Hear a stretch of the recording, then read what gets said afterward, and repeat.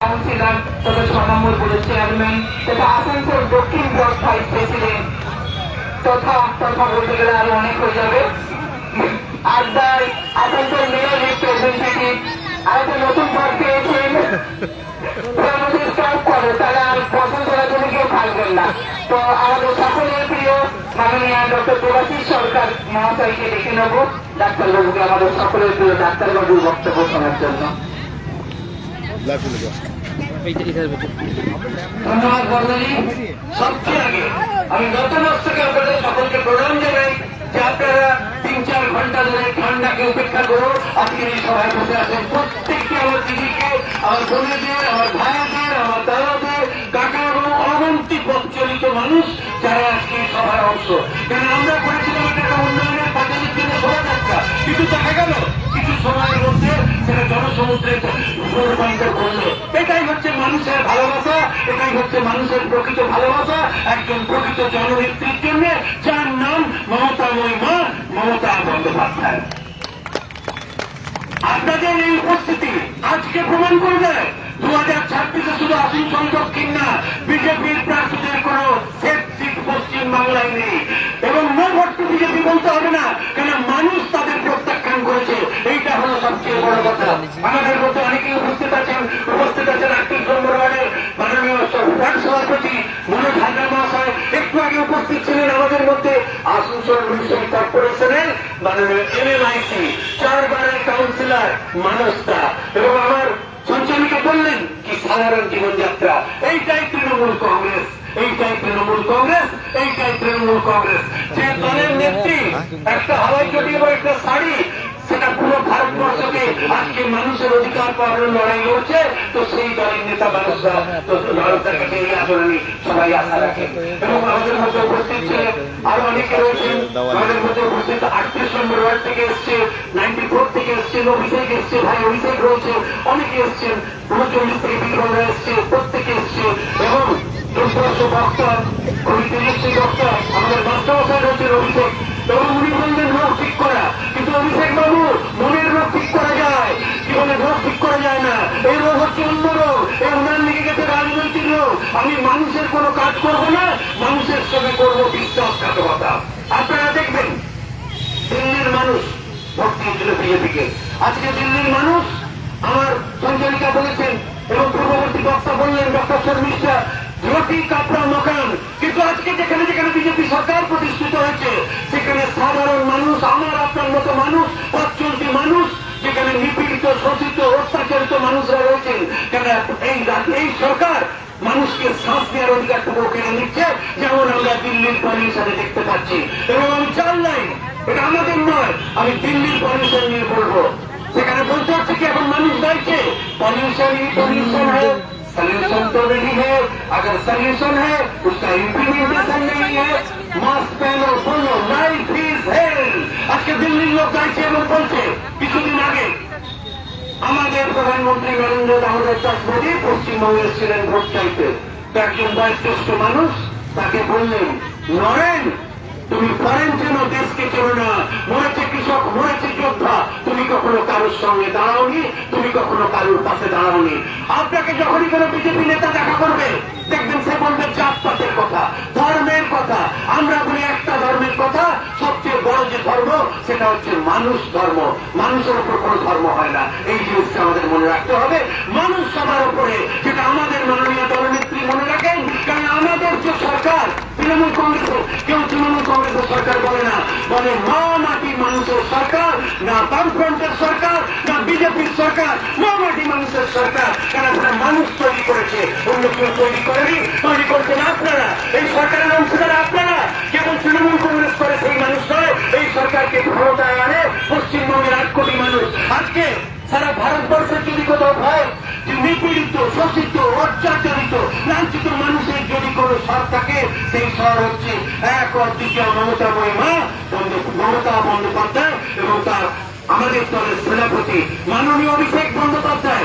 আপনারা দেখেছেন যখন ভারতবর্ষের উপর হানা হয়েছে তিনি বিদেশে গেছেন, ভারতবর্ষের পক্ষ রেখেছেন, একজন সাংসদের যা কাজ উনি সেটা করে দেখিয়েছেন। উনি জাতপাতের কথা বলেন না, উনি বলেন উন্নয়নের কথা।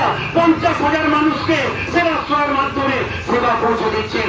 আমার তো মনে হয় একজন ডাক্তার হিসেবেও আমাকে নতুন করে ভাবতে বাধ্য করছে সেবাশ্রয়, যে মানুষকে সেবা করার মাধ্যম কিভাবে হতে পারে। পলিটিক্স, আমাদের দলের কাছে পলিটিক্স হচ্ছে মানুষকে সেবা করার জন্য, তাদের দলের কাছে পলিটিক্স হচ্ছে নিজের এবং নিজের বন্ধুকে উপকার পাই দেওয়ার জন্য। আমরা আজকে দেখতে পাচ্ছি, আপনারা এখানে যারা আছেন কেউ বলুন 1 টাকায় জমি পাওয়া যায় না, পাওয়া যায় না, পাওয়া যায় না তো। কিন্তু ভাগলপুরে 150 একর জমি নিজের বন্ধুকে দিয়েছেন, 1.5 লাখ গাছ কেটে দিয়েছেন সেখানে কারখানা করতে। 1 টাকায় জমি দিয়ে দিচ্ছেন। আজকে রেল স্টেশন দিয়ে দিচ্ছেন, রেলগাড়ি দিয়ে দিচ্ছেন, বিমান দিয়ে দিচ্ছেন, বন্দর দিয়ে দিচ্ছেন, জাহাজ দিয়ে দিচ্ছেন। আপনি দেশটা কিনে রাখবেন কি যদি সবই প্রাইভেটে চলে যায়? আমরা হাওয়ায় উঠছি, বিমান জাহাজ প্রাইভেট। আমরা যখন এয়ারপোর্টে নামছি সেটা প্রাইভেট। আমরা ট্রেনে চাপছি সেখানে প্রাইভেট। আমরা রেল স্টেশনে আসছি সেখানে প্রাইভেট। তাহলে আর দেশের প্রধানমন্ত্রীটা কোথায় সরকারি থাকলো? সেটা তো দেশের রইল না, প্রাইভেট প্রধানমন্ত্রী। তেমনি আসানসোল দক্ষিণে প্রাইভেট বিধায়িকা আমাদের লাগবে না। এবং আমার পূর্ববর্তী বক্তা বলেছেন এবং তারা বলেছেন, এবং আমি অনুরোধ করব, উন্নয়ন আমাদের দলের একমাত্র বক্তব্য হচ্ছে উন্নয়ন। আমরা উন্নয়ন বিষয়ে বিশ্বাস করি। আমাদের দলনেত্রীর যা নির্দেশ এবং আদেশ, আমাদের মাননীয় অভিষেক বন্দ্যোপাধ্যায় সর্বভারতীয় সাধারণ সম্পাদক, ডায়মন্ড হারবারের মাননীয় সাংসদ, তার যে পথ দেখানো পথ উন্নয়নের পথ, সেই উন্নয়নের পথে আমি খুব ছোট্ট মানুষ, আমি নিজেকে মনে করি একটি অত্যন্ত নগণ্য মানুষ। আমার আপনার যেমন আমরা পত্রিকার 10টা লোক, তার মধ্যেই আমি। আমার কোনো পদ নেই, আমার একটাই পদ, আমি আপনাদের সেবা করতে দল আমাকে পাঠিয়েছে, সেই কাজটাই আমি করছি। এর বাইরে আমার কোনো পরিচয়, কোনো পদ নেই। ডাক্তার হিসেবে আমার একটা নিজস্ব পেশাগত পরিচয় আছে, কিন্তু আমার যদি জনগত পরিচয় হয় সেটা হচ্ছে আপনাদের মধ্যে থেকে আপনাদের জন্য কাজ করা। এটাই আমার পরিচয়, আমার দলের নির্দেশ, আমার দলের আদেশ, এইটাই, এর বাইরে কিছু নেই।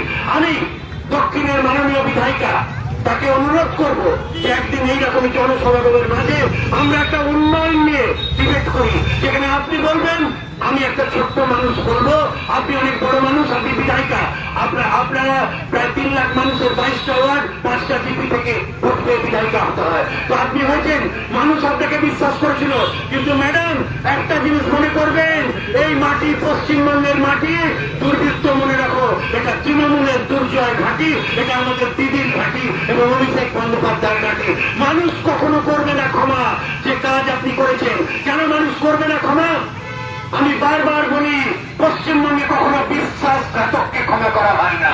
দেখা গেল 2021-এ যারা লাফিয়ে পারোপার তৃণমূল কংগ্রেস ছেড়ে বিজেপিতে গেল, আজকে তারাও বুঝছে মানুষ তাদের ক্ষমা করেনি। এবং আপনাকে বলে রাখি, পলাশির যুদ্ধে যারা তৎকালীন আমাদের বাংলার শেষ স্বাধীন সম্রাট সিরাজউদ্দৌলাকে পরাস্ত করার জন্য ব্রিটিশারদের সঙ্গে হাত মিলিয়েছিল, তাদের কখনো সমাজ ক্ষমা করেনি, কখনো সমাজ মির্জাফরকে ক্ষমা করেনি এবং ঘাসেটি বেগমকেও ক্ষমা করেনি। আমি বলবো, মানুষের ভোট নিয়ে মানুষের যে ক্ষতি আপনি করছেন, পশ্চিমবাংলার মানুষের যে ক্ষতি করছেন এবং আসানসোল দক্ষিণের মানুষের সঙ্গে যে বিশ্বাসঘাতকতা আপনি করেছেন, বিশ্বাসঘাতকতা কিসের? মানুষের ভোট নিয়ে মানুষের কাজ না করা। আপনি দিল্লিতে দরবার করেছেন, কিসের জন্য দরবার করেছেন? ওইখানে আমার শিবাজি বসে আছে, তার হাউসিং ফরার আটকানোর জন্য। আপনি গরিব মানুষদের হাউসিং ফরারের টাকা আটকানোর জন্য আন্দোলন করেছেন। আপনি আন্দোলন করেছেন 100 দিনের কাজের চাকরি আটকানোর জন্য। আপনি আন্দোলন করেছেন আমার এই 4টে বোন, তাদের মৃত্যু নিয়ে টাকা আটকানোর জন্য একটি জিনিস। আপনি আন্দোলন করেছেন যে আমরা এখানে 700 সাথী টাকা দেবো না। আপনি আন্দোলন করেছেন পুজোতে কাউকে টাকা দেওয়া যাবে না। এই জন্য মানুষ আপনাকে ভোট দেয়নি, মানুষ আপনাকে ভোট দিয়েছিল উন্নয়নের জন্য। কোথায় গেল আপনার 8 দিনের ওয়াদে?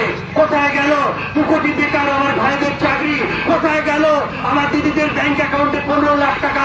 এর জবাব মানুষ আপনার কাছে চাইবে এবং এর জবাব আপনাকে দিতে হবে। কারণ মানুষের সঙ্গে বিশ্বাসঘাতকতা কখনো পশ্চিমবঙ্গের মাটি মেনে নেয়নি, আসানসোলের দক্ষিণের মাটিও মেনে নেবে না। ম্যাডাম, আজ আপনারা ক্ষমতায় আছেন কেন্দ্রে, আপনারা যে কোনো সরকারকে যেভাবে হোক হেনস্থা করছেন। যেমন ভাবে আমাদের সরকার আমাদের দলের এত নেতাদের জেলে ঢুকছেন, কখনো ইডি, কখনো সিবিআই, কখনো ইনকাম ট্যাক্স, আরো কখনো কিছু। কিন্তু আজ পর্যন্ত তৃণমূল কংগ্রেসের কোন নেতা দোষী সাব্যস্ত হয়নি আদালতে। এর থেকে বোঝা যায় রাজনৈতিক প্রতিহিংসা কোথায় রয়েছে আপনাদের কাছে। আমরা রাজনৈতিক প্রতিহিংসা বিশ্বাস করি না, আমরা বিশ্বাস করি উন্নয়নে। এবং পশ্চিমবাংলায় উন্নয়নের যে ধারাকে সিপিএম আটকাতে পারেনি, তো বিজেপি কি ছাড়, কেউ আটকাতে পারবে না। উন্নয়নের যে ধারা অব্যাহত থাকবে, কেননা পশ্চিমবঙ্গের মানুষ তারা অলরেডি নির্ণয় করে নিয়েছেন চতুর্থবারের জন্য তিনি মুখ্যমন্ত্রী। আগামী 26-এ আসছে দিন, জোড়া ফুলে ভোটাম দিকে ভোট দিন। আমি আপনাদের একটা জিনিস দেখাবো, আমাদের মাথার উপর যেমন ঈশ্বর আছেন, সকল ধর্ম আছে, মানুষ আছে, তেমনি আছে এই সংবিধান। কেন এই সংবিধান আমাদের দেশে বাঁচার অধিকার দিয়েছে। আজকে আমাদের এই লড়াই শুধু রটি কাপড়া মখানের লড়াই না, সেটা হচ্ছে সংবিধান বাঁচানোর এবং দেশ বাঁচানোর লড়াই, যেটা আমি আপনি প্রত্যেকে লড়ছেন। Save democracy. কেননা বিজেপি যে কাজটা করছে দেশের গণতন্ত্রকে ধ্বংস করা, তার বিরুদ্ধে গর্জে ওঠার দিন উঠেছে। এবং আমাদের দলনেত্রী মাননীয় মুখ্যমন্ত্রী মমতা বন্দ্যোপাধ্যায় যতক্ষণ আছেন ততক্ষণ পশ্চিমবাংলা সুরক্ষিত। যতক্ষণ মাননীয় অভিষেক বন্দ্যোপাধ্যায় আছেন পশ্চিমবাংলা সুরক্ষিত। একটি মানুষের উপরও, তাতে SIR হোক, NRC হোক, CAA হোক, যে নামেই আসুক, যেমন ছদ্মবেশীরা অনেক নামে আসে সেরকম নামে আসবে, কিন্তু পশ্চিমবঙ্গের কোন মানুষের নাগরিকত্ব খাওয়া হবে না, নাগরিকত্ব কেড়ে নেওয়া যাবে না। এইটাই তৃণমূল কংগ্রেসের অঙ্গীকার। এবং আপনাদের কাছে আমি আনবো একটা EVM।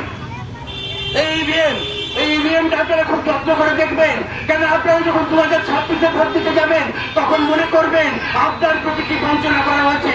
আমার আপনার কাছে ED নেই, CBI নেই, ইনকাম ট্যাক্স নেই, CISF নেই, কিন্তু আছে এই ইভিএম দেবার অধিকার। যে অধিকার এই দেশ আপনাকে দিয়েছে, এই দেশের সংবিধান আপনাকে দিয়েছে, এবং সেই অধিকারকে আমরা বজায় রাখবো। এবং তৃণমূল কংগ্রেসের সরকার প্রতিষ্ঠা করবো, কেন চতুর্থবারের জন্য তিনি মুখ্যমন্ত্রী হবেন।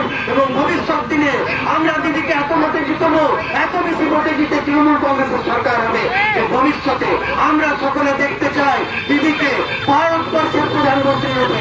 আপনারা শান্ত, এটাই আমাদের অঙ্গীকার। আমরা চাই দিদিকে প্রধানমন্ত্রী রূপে দেখতে। এবং আগামী 26-এ আসছে দিন, পশ্চিমবঙ্গের আমি মানুষের অঙ্গীকার দিদি চতুর্থবার। আমি এই বলেই আমার বক্তব্যকে শেষ করবো। ধন্যবাদ এবং নমস্কার আপনাদের সকলকে, এবং আমার গুরুজনদের আমার প্রণাম। তৃণমূল কংগ্রেস জিন্দাবাদ, মমতা বন্দ্যোপাধ্যায় জিন্দাবাদ, আমাদের নেতা অভিষেক বন্দ্যোপাধ্যায় জিন্দাবাদ, এবং সর্বোপরি জিন্দাবাদ আপনারা। কারণ আপনাদের এই আশীর্বাদ আমাদের কাছে অনুপ্রেরণা, এবং আমাদের কাছে এই ফ্যাসিস্ট শক্তির বিরুদ্ধে লড়ার শক্তি যোগায়। ধন্যবাদ এবং নমস্কার। জয় বাংলা।